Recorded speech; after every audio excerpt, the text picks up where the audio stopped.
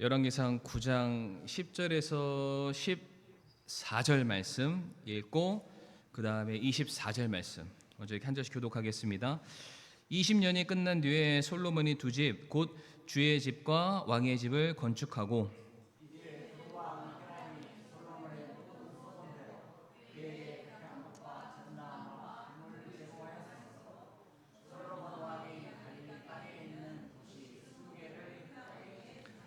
히람이 두로에서 나와 솔로몬이 자기에게 준 도시들을 보고는 그것들을 기뻐하지 아니하여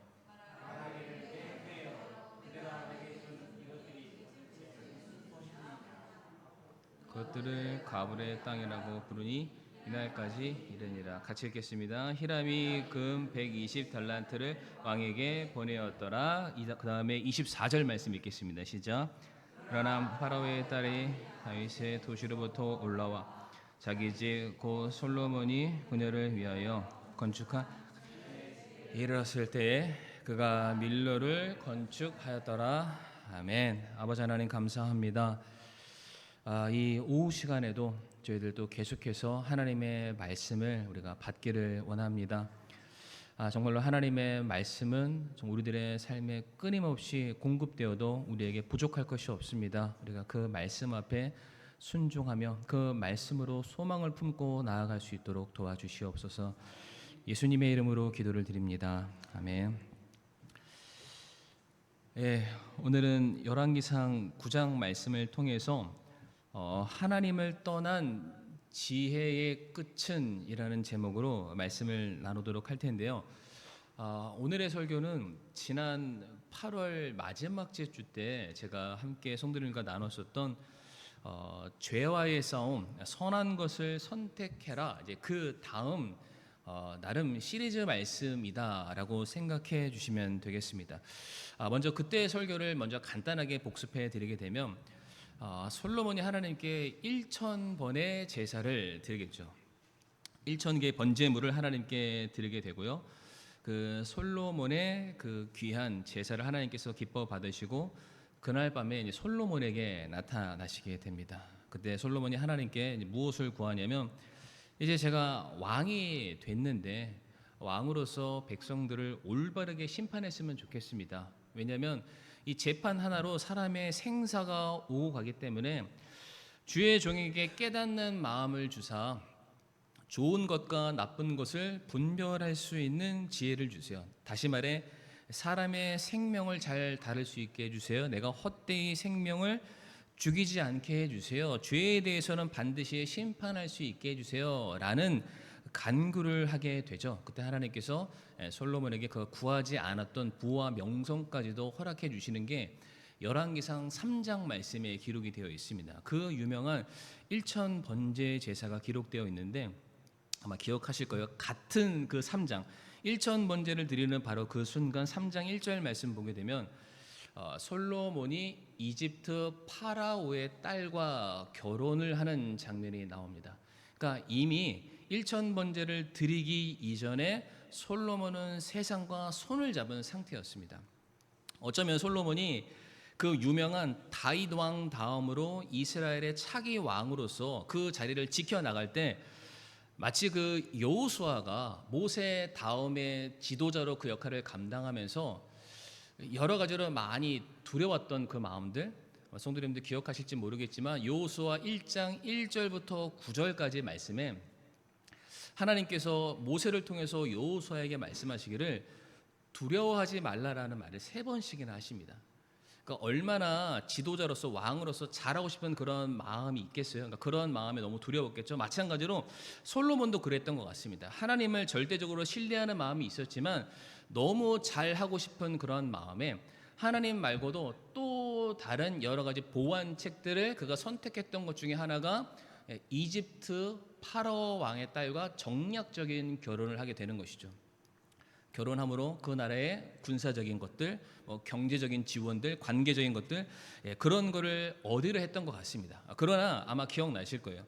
그럼에도 불구하고 솔로몬이 이방 여인과 결혼을 했음에도 불구하고 그의 마음의 저울추가 절대적으로 하나님께 쏠렸다라고 말씀을 드렸죠. 그러니까 1000번제의 제사를 드렸던 그 모습을 봤을 때 저울이 있다면 한쪽 저울추에 1000개의 솔로몬의 마음이 놓여져 있는 거예요. 다른 반대쪽에는 이집트 파라오의 딸이라는 1개 정도의 마음이 놓여 있기 때문에 절대적으로 이 마음이 기울일 수 없는, 온전히 하나님께 향해 있는 그런 상황이었다라고 말씀을 드렸지만, 이 하나가 되게 무섭습니다, 성도님들. 이 타협 하나가 별거 아닌 것 같지만은 결과적으로 이것이 기울기가 바뀌게 되죠. 그래서 기억나실 거예요. 열왕기상 11장 말씀 가보게 되면은 드디어 이것이 완전히 저울이 바뀌게 됩니다. 하나님을 향한 그 1000개의 마음이 다 사라지고 1개조차도 남지 않습니다. 그러나 반대로 이집트 여인을 모셨던 그 마음이 나중에는 1000명의 부인을 두는 그 솔로몬의 마음으로 바뀌게 돼요. 저울이 완전히 다른 쪽으로 바뀌게 돼서 이제는 결국에 솔로몬이 타락해서 하나님께서 그의 왕권을 그냥 끝내시는 장면이 열왕기상 11장에 있었다. 우리가 그 말씀을 지난 8월 말에 나누게 됐습니다.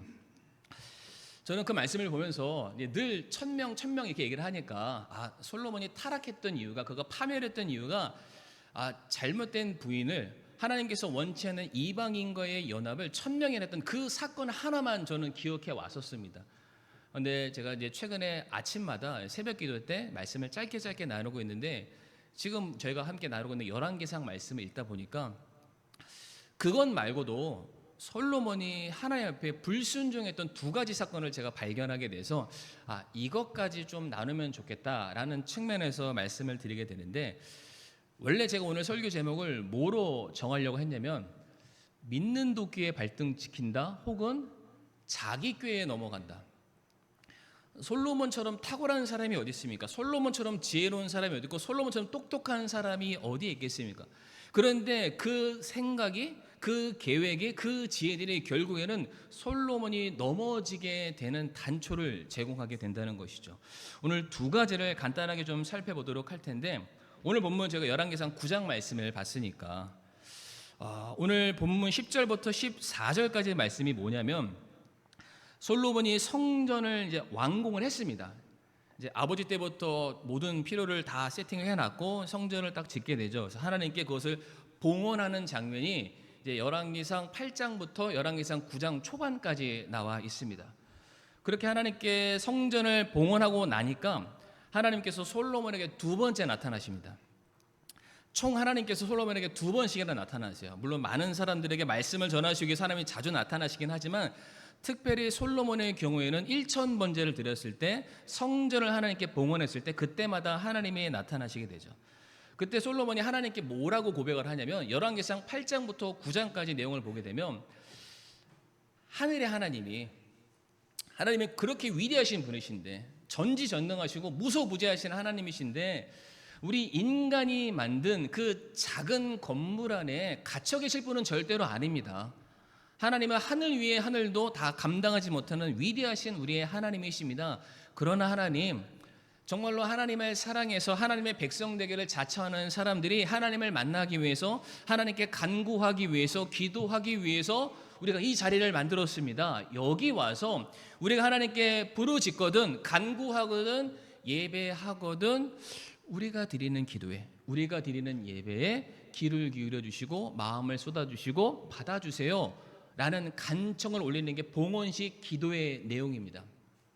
그렇게 솔로몬이 하나님께 바치고 났더니 이제 9장 3절에 하나님께서 이제 솔로몬에게 2번째 나타나셔서 이렇게 말씀하시죠. 말씀 띄워주시고, 주께서 그에게 이르시되 내가 내 앞에서 드린 내 기도와 간구를 내가 들었고, 그러니까 그 소원대로 들어주신 거예요.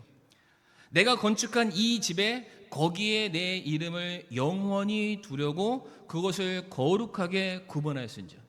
금으로 만들었다고 거룩한 게 아닙니다. 이 목적 자체가 하나님께 바쳐졌는 거가 중요한데 그것을 드렸잖아요. 그러니까 내가 이것을 거룩히 구분하였은즉 내 눈과 내 마음을 영구히 거기 두겠다라고 하나님께서 약속을 해주시게 됩니다. 너무 놀라운 거예요. 너무 감사한 겁니다. 왜냐하면 어떤 사람들은 주여 주여 외치지만 주님께서 오히려 말씀하시기로 내가 너희가 누군지를 알지 못한다라고 말씀하시는 분들도 계세요.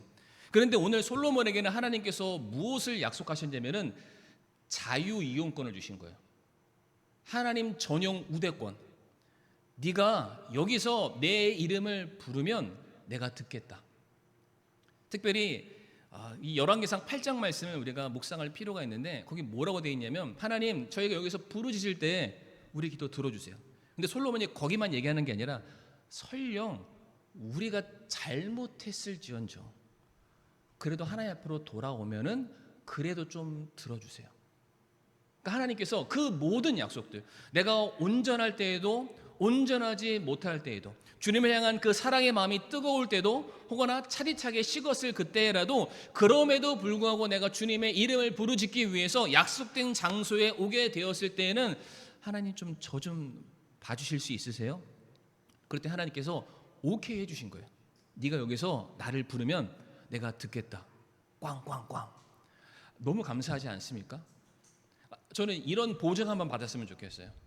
야, 차 목사, 네가 구하면 오케이.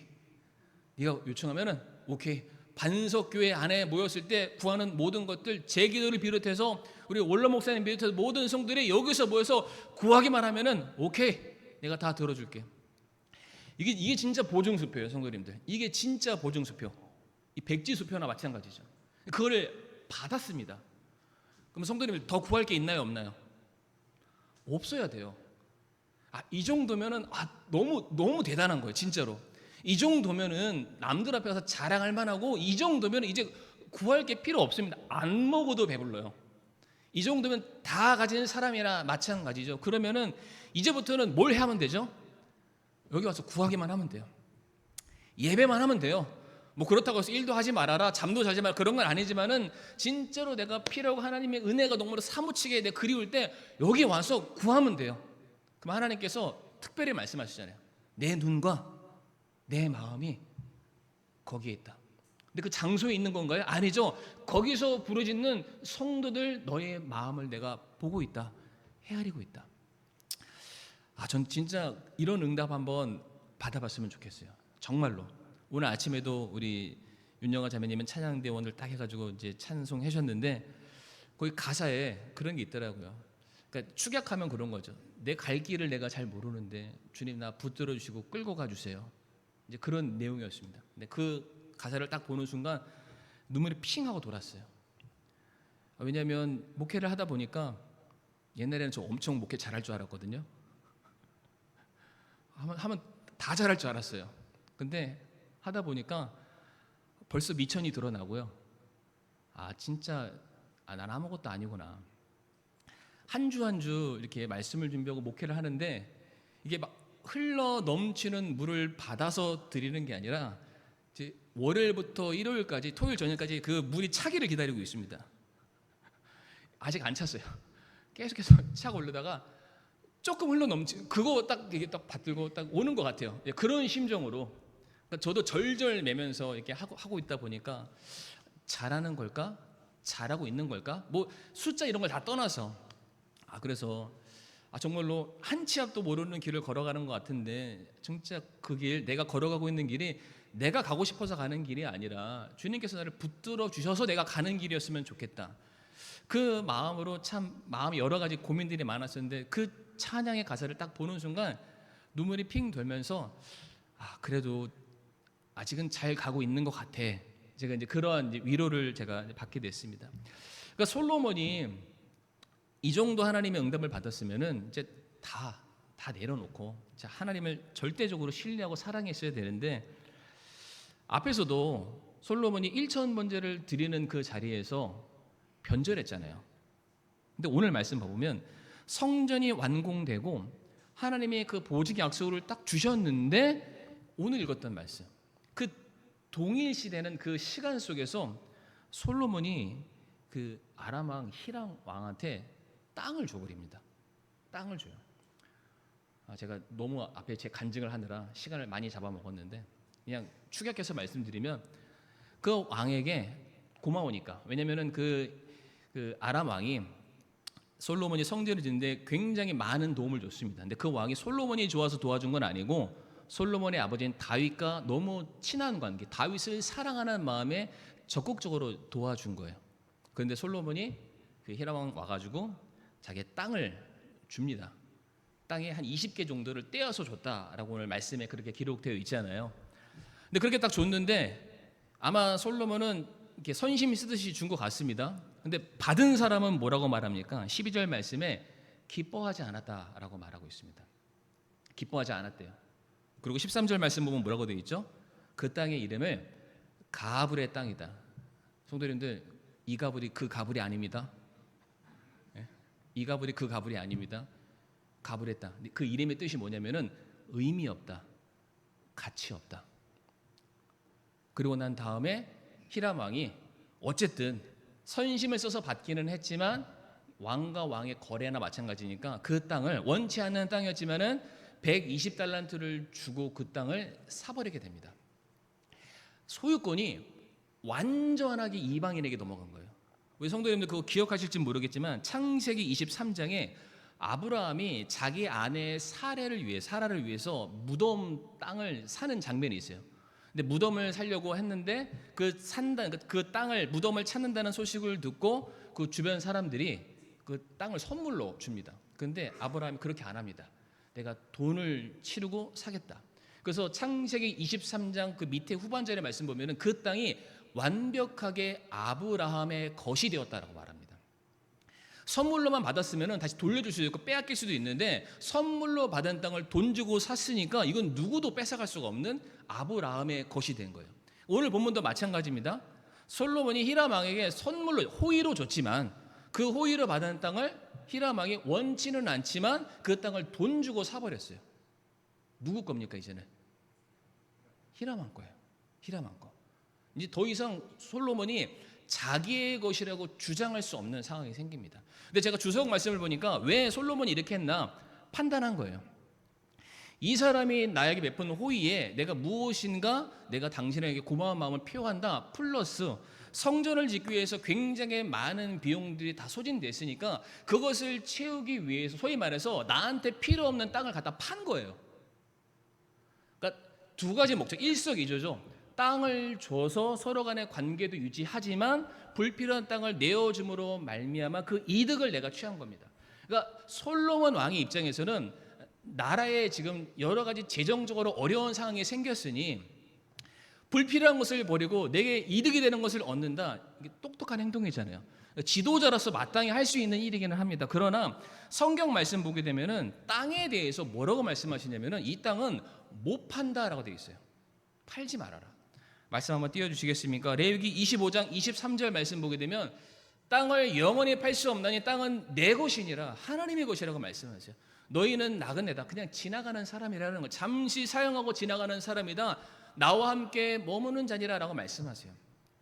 민수기 말씀도 보게 되면 그리하면 이스라엘 자손이 저마다 자기 조상들의 지파의 상속 재산을 지킬 터이므로 이스라엘 자손의 상속 재산이 이 지파에서 저 지파로 움직이지 아니하리라. 우리가 힘이 세다고 남의 지파 땅을 차지할 수도 없다라는 거예요. 일단 하나님의 정해주신 그 땅은 너희들의 것이고 그것은 원래 하나님의 것이니까 이동도 안 된다, 판매도 안 된다, 넘겨주는 것 된다, 온전히 너희 것인데 그것이 원래는 내 거다라고 말씀하십니다. 때로는 어떤 사람들이 자기 형편이 어려워서 가뭄이 들 때 그 땅을 담보로 잡히는 경우도 있기는 합니다. 그러나 희년이라는 제도가 있습니다. 정해진 때가 되면은 원래 주인에게 돌려줘야 돼요. 그러니까 땅은 결단코 남의 소유로 넘어가지 않습니다. 그것이 하나님의 원리이고 원칙입니다. 근데 여기서 솔로몬이 어떻게 했어요? 팔았어요. 준 게 아니라 결국에는 돈 받으려고 팔았어요. 그 소유가 완벽하게 이방인의 것이 되고 맙니다. 그 땅이 어떻게 될까요? 당연히 이방인이 유입할 수밖에 없습니다. 열왕기야, 여기 화면에는 없습니다만 열왕기야 17장 말씀 가보게 되면은 이방인들이 그 땅으로 들어오는 장면이 있습니다. 이방인이. 성도님, 이방인만 들어올까요? 이방인이 들어오면 뭐가 들어오죠? 그들의 문화가 들어옵니다. 그들의 사상이 들어옵니다. 그들의 먹는 음식이나 모든 것들이 들어오고 가장 중요한 건 그들의 종교가 들어올 수밖에 없습니다. 그러니까 지금 하나님의 백성들이 거룩히 사는, 하나님께서 구별해 놓으신 그 땅에 이방인들이 들어오는 단초를 누가 제공했습니까? 솔로몬이에요. 근데 더 중요한 건 그 땅이 나중에 뭐라고 이름이 불려지냐면 마태복음 4장 15절 말씀. 분명히 솔로몬이 이제 갈릴리에 20개의 쓸데없는 땅을 팔았다라고 되어 있잖아요. 마태복음 4장 15절 말씀에 스불론 땅과 납달리 땅과 요르단 건너편 바닷길 옆 뭐라고 되어 있어요? 이방인들의 갈릴리요. 이방인들의 도시가 됐다라는 거예요. 하나님의 백성들이 살고 있는 그 지역인데 그 지역의 실소유주가 누구라고요? 이방인이라고 말하고 있습니다. 성도님들, 여기 안에서 벌어지는 대표적인 사건이 하나 있는데 그게 뭐냐면은 거라사의 광인입니다. 거라사 광인. 귀신 들린 사람, 예수님 만나서 귀신을 쫓아주니까 그 귀신이 돼지떼에 넘어가서 우르르 바다에 빠지는 거 기억나시죠? 유대인들이 사는 땅에 돼지가 웬 말이에요? 유대인들은 돼지 안 키웁니다. 안 먹습니다. 취급도 안 합니다. 근데 왜 돼지를 키울까요? 이방인의 신전에 바쳐질 제물로서 거기서 키우고 있는 겁니다. 왜? 그 땅의 소유주가 유대인들이 아니기 때문이에요. 이방인들이 그 땅의 소유주인 거예요. 그리고 그 땅에는 그 신들을 위한 신전이 있는 거예요. 그 신들이 원하는 제물을 키우는 장소로 바뀌게 됩니다. 이방인의 갈릴리에는 돼지떼들이 살고요. 거룩하지 않는 거 이방인들이 살고요. 귀신들이 넘쳐납니다. 심지어 예수님께서 거기서 그 사람을 고쳐주셨잖아요. 기억나시나요? 그랬는데 사람들이 예수님 떠나라고 그래요. 아니, 이 귀신 들린 사람을 고쳐줬으면 예수님 감사합니다. 이 도시에 너무 귀신이 많아요. 너무 마귀 사탄이 들끓어요. 다 내쫓아 주세요. 이렇게 해야 되는데 사람들이 예수님 때문에 귀신이 쫓겨나가는데 돼지떼가 다 죽어버리는 거예요. 야, 예수님 믿으면 손해보는구나. 예수님 나가세요. 그 기적을 행했음에도 불구하고 예수님을 배척하는 동네가 이방인의 갈릴리입니다. 누가 이 지역을 이렇게 만들었다고요? 그 이방인들이 만든 게 아니에요. 이방인들이 엄연하게 자기 땅이라고 주장할 수 있도록 그 단초를 제공한 사람이 애석하게도 솔로몬입니다. 이 정도 돈 주고 팔면 내게 유익할 거야 라는 그 얄팍한 너무 짧은 시선 때문에 결국에는 그 이스라엘 전체를 병들게 만드는 단초를 제공했고요. 오늘 24절 말씀도 성도님들 보셨을 텐데 24절 말씀 띄워주시고요. 그러나 파라오의 딸이 다윗의 도시로부터 올라와 자기 집 곧 솔로몬이 그녀를 위하여 건축한 그녀의 집에 이르렀을 때에 그가 밀로를 건축하였더라라고 되어 있는데 제가 깜빡하고 지도를 제가 빼먹었습니다. 근데 성도님들, 지금의 예루살렘은 정방향처럼 생겼습니다. 그러나 과거 다윗과 솔로몬 시대 때의 예루살렘 성은 고구마처럼 길게 생겼어요. 근데 원래 다윗 때는 그 긴 것 중에서 저 밑에 산자락 밑에 다윗 성이 있었고요. 이제 솔로몬 때부터 이제 그것이 더 확장돼서 이제 위로 거슬러 올라가면서 그 솔로몬 성전이 생기면서 길게 생기게 되죠. 그러니까 지금 원래 다윗 성은 쉽게 표현하면 그들이 거주하는 곳이었고 성전은 그 위쪽으로 있습니다. 길게 가는 거. 근데 오늘 말씀을 잘 보면 뭐라고 되어 있죠? 다윗 도시로부터 올라가는 길이라고 되어 있어요. 올라가면 뭐가 있어야 돼요? 원칙적으로는 성전이 있어야 됩니다. 근데 그 가운데 뭐라고 되어 있죠? 솔로몬이 그녀를 위해서, 그녀가 누구냐면 파라오의 딸을 위해서 집을 하나 지었대요. 그러니까 이게 시간상으로 말씀드리면 성전이 건축됨과 동시에 끝나자마자 솔로몬이 자기의 집도 짓고요. 성전 주변의 건축물도 다 올리고 자기 아내를 위한 집을 짓습니다. 그러니까 시간적으로 따지면 동시다발적으로 일어난 사건이에요. 성전도 짓지만 자기 집도 짓고 자기 아내를 위한 집도 짓습니다. 근데 왜 아내를 위한 집을 짓게 되냐? 역대하 8장 11절에 그 이유가 나옵니다. 역대하 8장 11절 말씀 보면 솔로몬이 다윗의 도시로부터 파라오의 딸을 데리고 올라가 자기가 그녀를 위해 건축한 집을 두었으니 이는, 여기서부터 중요합니다.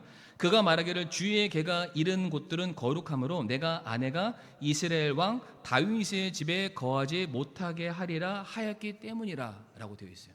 쉽게 표현하면 불의한 자와 멍에를 매지 말라라는 거예요. 이방인들, 하나님을 믿지 않는 사람들을 이 거룩한 도시 안에 절대로 두어서는 안 된다. 분리시켜라는 거야. 내보내라라는 거죠. 그러니까 원칙적으로 솔로몬이 선택할 수 있는 것은 뭐냐면은 이혼해야 돼요. 아내를 쳐내든지 아니면 저 멀리 광야 같은 데다가 따로 집을 마련해 놓고 이렇게 했어야 되는 게 맞습니다. 근데 솔로몬이 어떻게 하냐면 자기 아내를 위해서 성전으로 올라가는 길, 이게 오르막길이니까 요즘처럼 기술력이 안 좋으니까 축대 같은 걸 쌌습니다. 축대를 밀로라고 말하는 거예요. 거기 위에다가 그녀의 집을 두는 거죠. 근데 방향이 뭐라고요? 그 다윗 집에서 성전을 향하는 그 중간에 축대 같은 걸 쌓아서 거기 위에다가 그녀의 집을 세워 놓습니다. 뭘 얘기하는 걸까요?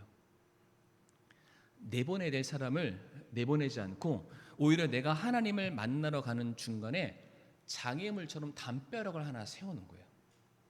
근데 성도님들, 지금은 하나예요. 지금은 내가 결혼했던 첫 번째 아내였던 그 여자 하나를 위해서만 이걸 세우게 되죠. 그러나 성도님들, 11장 1절, 열왕기상 11장 1절과 2절 말씀 보면 잘 아시죠?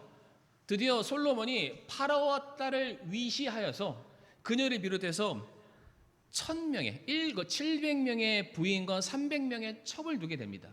11장 7절 말씀 성도님들 눈에 보이십니까? 오늘 열왕기상 11장 7절 말씀은 뭐라고 되어 있냐면 예루살렘 앞에라는 것은 그 성전 주변을 말하는데 모압에 가증하신 그모스를 위해서 예루살렘 앞에 산에 산당을 건축하고 또 암몬 자손에 가증하신 몰렉을 위해서도 그와 같이 하니라. 쉽게 표현해서 자기 아내였던 파라오의 딸을 위해서도 건축물을 세웠지만 내가 결혼하는 수많은 아내들을 위해서 역대하 8장 11절의 말씀처럼 성전 안에는 둘 수 없으니 그 주변에다가 집들을 쫙 하고 배열해 놓는 거예요. 몇 개요? 1000개. 그냥 계산을 그렇게 해보시면요. 자, 솔로몬이 성전을 갈 수 있나요? 못 가요. 막혀서 못 갑니다. 물론 길이 있겠죠. 그러나 이와 같은 패턴으로 계속해서 솔로몬이 이 일들을 반복해서 행했다면 성전 가는 길은 막혔습니다. 당연히 솔로몬은 하나님으로부터 마음이 멀어질 수밖에 없죠. 그런데 신기하게도 솔로몬이 이 1000명의 아내를 위한 산당을 짓고 난 이후에 변절합니다. 그 마음이 똑같이 하나님을 향해서 1000개의 마음이 쏟아져 있었다면 아마 그 시간이 더 오래 갔을지 몰라요. 근데 이미 마음이 이쪽으로 다 갔는데 하나님한테 가고 싶어도 갈 길이 없어요. 1000개의 장벽에 둘러서고 있는 거예요. 거기에서 뭘 외치나요? 각자 저마다 믿고 있는 신들의 이름을 외치기 시작하고 그게 마치 주술처럼 막 들리기 시작하면서 솔로몬의 마음이, 그의 심령이, 그의 영혼이 타락을 해버리게 됩니다. 누가 솔로몬의 마음을 뒤흔들었나요? 누가 솔로몬의 마음을, 그 믿음을 이렇게 변하게 만들었나요? 지가 자기 꾀에 자기가 넘어가 버렸습니다. 이 정도만 하면 괜찮겠지? 넘어가 버린 거예요. 이 말씀 하나 보기 원하는데요. 사무엘하 5장 9절 말씀에 그 파라오의 딸이 살았던 그 밀로에 대한 내용이 있는데 다윗 때 얘기입니다. 이처럼 다윗이 그 요새에 거하면서 다윗 성을 말하는 거예요. 그것을 다윗의 도시라고 말하고 다윗의 그가 왕으로서 드디어 사역을 하기 시작했던 그 초기의 사역을 말합니다. 원래 그 전까지는 다윗 도시라고 안 불렀는데 왕이 되면서 도시를 새로 구성하기 시작하면서 이것을 다윗의 도시라고 부릅니다. 그때 제일 처음 했던 게 밀로에서부터 안쪽으로 사방을 둘러쌌다. 그러니까 밀로라는 것 자체가 원래는 이게 방어막 같은 거예요. 성벽 같은 개념이죠. 무너지지 않도록 축대를 세우는 겁니다. 다시 말해서 다윗도 왕으로 그가 첫 출발을 하면서 내 주변을 온전하게 나라를 지키자, 백성을 지키자는 마음에 마치 느헤미야가 성벽을 쌓는 것처럼 먼저 밀로라는 축대를 쫙 쌓으면서 거기에 삶의 터전을 올리기 시작한 거예요. 그런데 이 밀로 위에 솔로몬은 자기 아내의 집을 쌓죠. 다윗의 경우에는 밀로를 건축해서 나라의 안녕과 평안과 믿음을 건축하자라는 마음으로 세웠다면 솔로몬은 그러지 않습니다. 이 여인을 통해서 이집트의 관계를 돈독히 하고 이집트로부터 내 필요를 얻어내고 거기에서 내 삶의 안녕과 안정과 부를 확보하자. 출발점이 완전하게 다르다라는 것이죠. 여기에서 솔로몬이 무너지게 된 겁니다. 누구도 솔로몬의 바지가랑이를 끌어당기면서 제발 가지 말아라 얘기한 적이 없습니다. 누구도 그에게 찾아와서 억지로 그를 잘못된 신에게, 이방신에게, 우상들에게 섬기라고 누구도 그의 목을 잡고 그를 억누르지 않았습니다. 그가 전부 다 선택한 거예요. 그가 가지고 있는 그 지혜로 이렇게 하면 되겠지, 저렇게 하면 되겠지. 그 모든 것들이 결국에는 패망의 선봉이 되었다라는 것입니다. 오늘 솔로몬이 치명적인 실수를 했죠. 땅을 거래했습니다. 하나님의 것인데 그것을 우상 숭배를 위한 전초 기주로 만들어 버렸어요. 처음엔 하나라고 별거 아닌 거 생각했는데 하나가 둘 되고 둘이 100개가 되고 1000개가 돼서 더 이상 하나님께 나아갈 수 없는 이방인들의 도시가 되고 말았던 것이죠. 또 밀로를 건축했습니다. 내 삶의 안정과 평안을 전적으로 하나님께 의탁했던 것이 아니라 세상에 양다리를 걸친 거예요. 성도님들, 마태복음 6장 24절 말씀 잘 아시죠? 아무도 두 주인을 섬길 수 없나니 이는 그가 한 주인을 미워하고 다른 주인을 사랑하거나 혹은 한 주인을 떠받들고 다른 주인을 업신여길 것이기 때문이라 너희가 하나님과 만몬을 겸하여 섬길 수 없느니라. 정말로 두려운 말씀입니다. 정말로 하나님은 무엇과 비교하실 수 없는 분이세요. 그런데 우리가 하나님과 무엇인가를 비교하는 순간 하나님의 능력 없어서 그런 게 아니라 하나님이 그냥 떠나버리십니다. 그래, 네가 좋은 대로 살아라. 순식간에 역전되어서 우리들의 삶은 그 무엇도 보장할 수 없는. 그러므로 우리 사랑하는 성도님들, 우리가 너무 근시안적인 믿음을 가지고 당장 먹고 사는 게 급하니까 그냥 여기에 내가 조금 더 잠깐 올인하겠다. 그게 성도님 잠깐일 수 있는데, 내가 봤을 땐 잠깐인데 거기에 어느덧 이방인의 땅으로 변할 수 있습니다. 우리의 믿음이 다시는 돌이킬 수 없는 그런 결과를 우리가 맞이할 수도 있다라는 거 꼭 염두에 두시길 바라고요. 우리는 과연 무엇으로 내 삶의 뒷배를 만들고 있는가? 밀로, 그 축대. 다윗은 하나님을 그의 삶에 정말로 견고한 바위처럼 모셨을 때 다윗의 삶은 승승장구했습니다. 그러나 솔로몬의 삶은 전혀 그렇지 않죠. 그 위에 이방인 신전을 두게 됐을 때 그는 타락하고 파멸의 길로 갈 수밖에 없었습니다. 그러므로 사랑하는 성도님들, 우리들의 마음에 두 왕자를 절대로 허용하지 마시길 바랍니다. 오직 하나님 한 분만 우리가 그분을 섬기고 따르는 정말로 우리 믿음 안에 우리 반석교회 모든 성도님들이 되기를 간절히 바라겠습니다. 이 시간 집사님 바로 나오셔서요.